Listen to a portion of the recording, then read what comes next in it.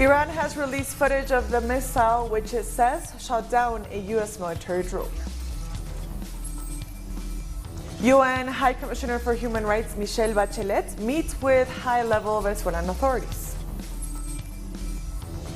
And the judge in Olavini's habeas corpus hearing fails to show.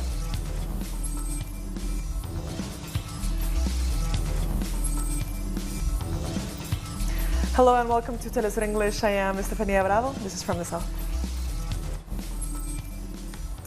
Iran has released footage of the missile which it says shot down a U.S. military drone overnight. Video released by the Islamic Revolutionary Guard Corps shows the moment an intruding U.S. spy drone was shot down at 4:05 a.m. local time. Reacting to the news, the United States military claimed it did not fly over Iranian airspace on Wednesday, but Iran says that the drone set out to gather intelligence.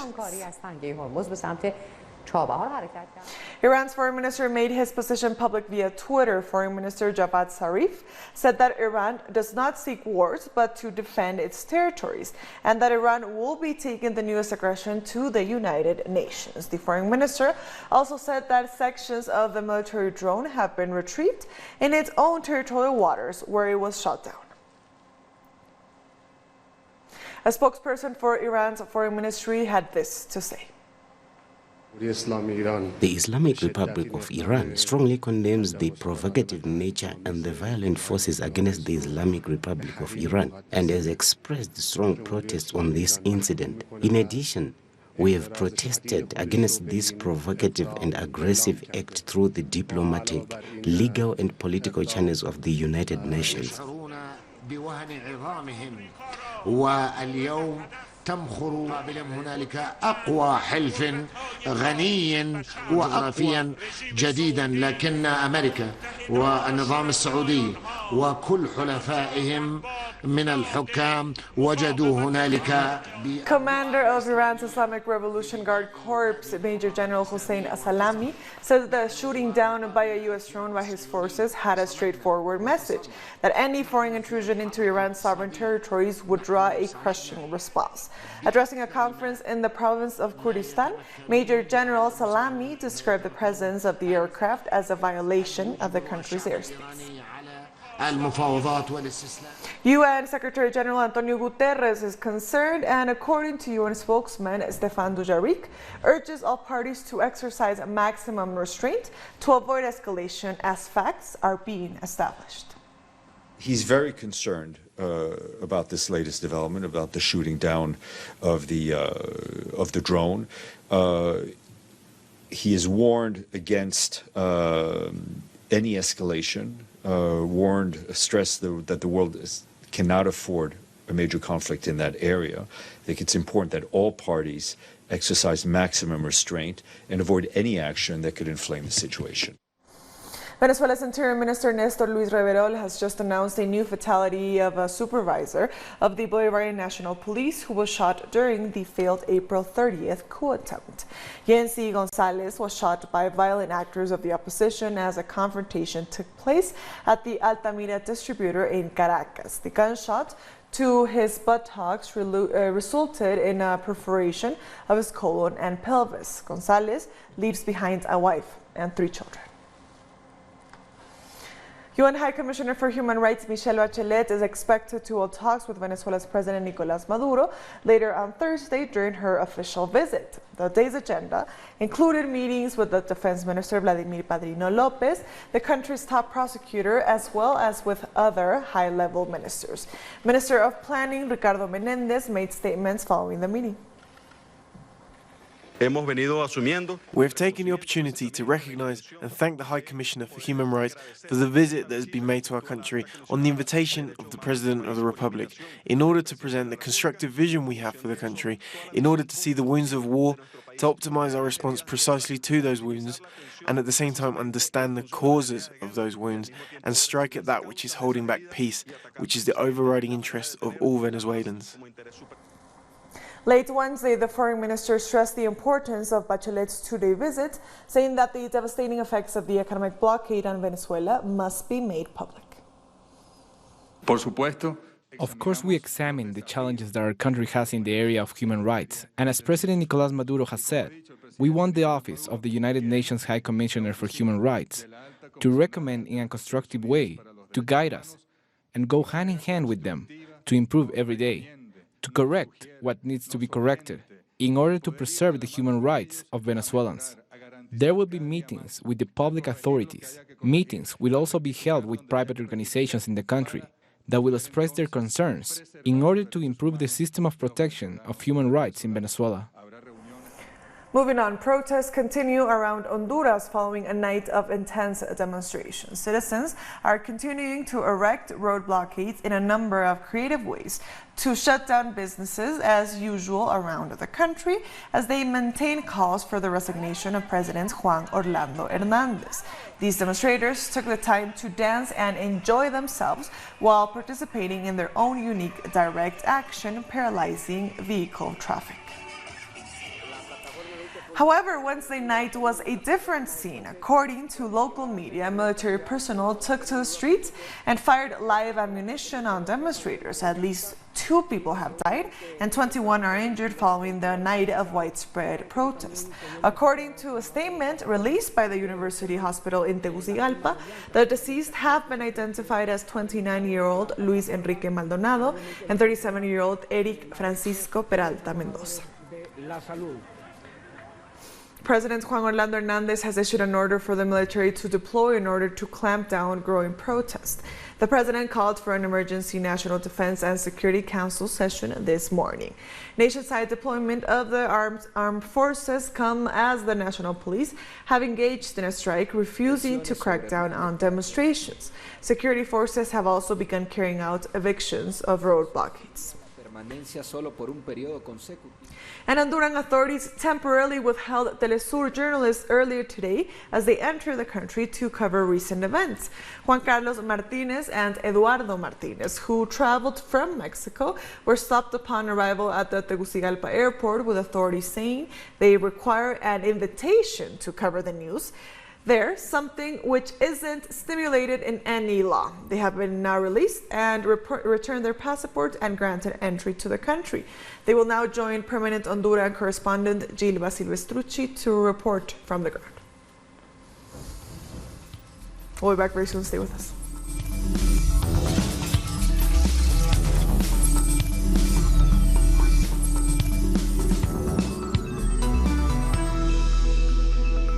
Welcome back. Olavini's habeas corpus hearing is currently taking place in Ecuador's capital, Quito. Judge Yadira Proaño, who ordered Bini's detention in first place and was supposed to justify his detention, did not attend the hearing but rather sent a written communication. Bini's attorney says their objective is to have the tribunal accept Bini's request and order his immediate release. According to his legal team, Bini did not have access to a fair trial and was not provided with a translator in his mother tongue the moment he was arrested. Bini was detained at Quito's International Airport mere hours after Julian Assange was forced out of the Ecuadorian embassy in London. And earlier, Olavini's defense attorney Carlos Soria joined us live in studio. He talked to us about Olavini's state of mind after 72 days in detention and what he expects will happen today at the habeas corpus hearing. His situation is really precocious. He's been detained for almost like 72 days without a formula of anything. They don't have anything. They haven't told him what he has done, when he has done it, how did it. So he's really bad. His emotional status is really bad. His physical health is really deteriorating by each day that passes. So we as his legal team are doing everything we can to set this innocent man free. As part of the strategy, after we have done everything that we could on the legal penal system, now it's a constitutional tribunal who's going to find out if his detention was actually illegally and arbitrary. So today at 4 p.m. Ecuadorian time, we will have this hearing. I'll be a witness in this hearing. I am not going to represent him because I have been the witness in the whole process. So a part of his lawyers' team, it will represent him. We will try to accomplish the thing that we have been always talking about his freedom, because he's an innocent man that hasn't done anything wrong, and he's being imprisoned for political reasons, converting him as the first political prisoner in Moreno's regime. We also talked to Carlos about how Olavini's case affects freedom of speech in Ecuador and the world. Olavini is a Swedish programmer. He has been always fighting against violations to your privacy. So he develops his work in this area. So as a matter of fact, he is actually a free defender of the freedom of speech. He's a defender of it. So this kind of political persecution showed us how the Ecuadorian government are trying to get involved in this witch hunt that has been plotting against, I think, one of his friends, Julian Assange, in the whole world. Moving on, a fact-finding mission from the Organization of American States has met with Haiti's President Jovenel Moise to discuss the ongoing political crisis and matters of security. Coming out of those talks, Moise says he remains convinced that dialogue is the only tool that will allow political differences to be resolved. The delegation has proposed putting together an OAS-sanctioned commission made up of international financial experts to help Haiti's government auditors probe corruption towards prosecution. Haiti had requested the OAS visit in the hope of the organization helping facilitate dialogue between the president and protesters demanding his resignation. Moise is facing escalating challenges to his leadership after government auditors found more evidence of large-scale corruption, which triggered street protests and strikes in several Haitian cities.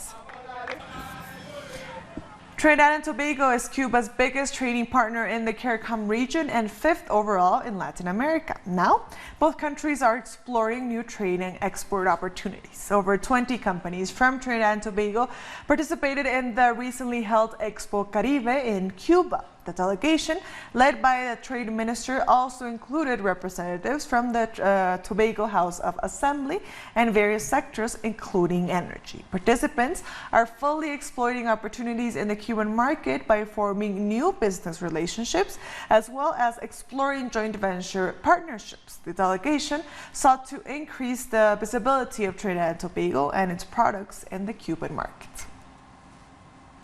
Guyana and Cuba have also agreed to enhance relations. During a recent official visit by Cuba's foreign minister, his Guyanese counterpart highlighted the medical support provided by Cuba, including treatment given to President David Granger recently. Both foreign ministers expressed confidence in the relationship between the two countries. Guyana envisions much to be accomplished through our partnership as we work towards the consolidation of ongoing initiatives while exploring new and innovative ones. Our commitment to fulfill the cooperation agreements in different areas, maybe most importantly in the healthcare sector. Guyana's opposition leader Bharat Jagdeo is adamant that general elections can be held within 3 months, despite claims by the Guyana Elections Commission that the earliest possible date would be sometime in November. The Caribbean Court of Justice ruled that last December's no-confidence motion was valid and that the president's appointment of the Elections Commission chairman was flawed and unconstitutional. The opposition leader says that while he is pleased with the ruling by the Caribbean Court of Justice, he wants fresh elections soon. Should start from when the no confidence motion was validly passed, which was the 21st of December, the 3 months from that period, and that ended in March of this year. So what we have had is an illegal government since March of this year. Reparations Commission Chairman and Vice Chancellor of the University of the West Indies, Sir Hilary Beckles, has attended an historic hearing on slavery reparations at the U.S. Congress. Sir Hilary noted that there is great anticipation that CARICOM and Congress will work more closely in advancing the cause that has eluded people of African descent for over a century. In the past, the UWI Vice Chancellor, who is also a historian, addressed the Congressional Black Caucus in an effort to build support in Congress. We'll be back very soon. Stay with us.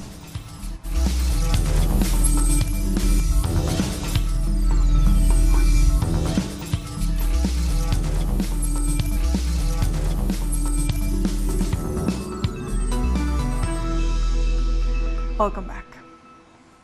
At least 43 people have been killed and several others injured when a bus plunged off a mountain road in India.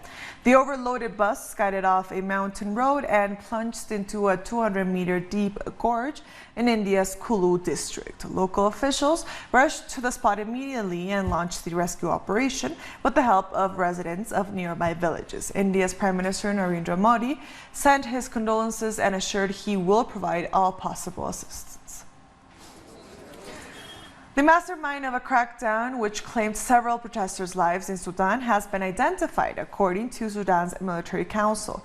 The deputy chief of Sudan's military council says that they have identified the ringleader who instituted the killing of protesters on the 3rd of June. However, the culprit has not been named yet. Protesters were violently dispersed by men in military uniforms, shooting and beating demonstrators who had participated in a weeks-long sit-in outside the army headquarters. We have identified the men responsible. There is no need for me to pressure the investigation committee, as the truth will be unveiled. Whoever it is, whether from regular forces or a civilian, will be brought to trial. The investigation will be transparent, and the trial will be public. Meanwhile, African Union ministers have met in the Ethiopian capital Addis Ababa to discuss the situation in Sudan.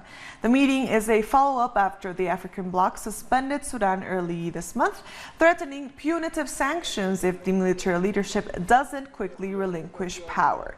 Ethiopia's Prime Minister Abiy Ahmed is leading mediation between the protesters and the ruling military council.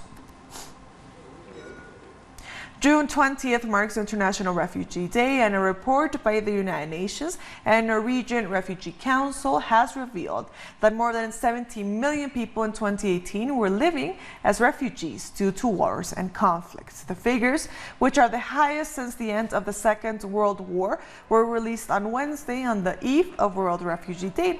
The report, dubbed Global Trends, also dispelled the notion that developed nations are shouldering the burden of the refugee crisis.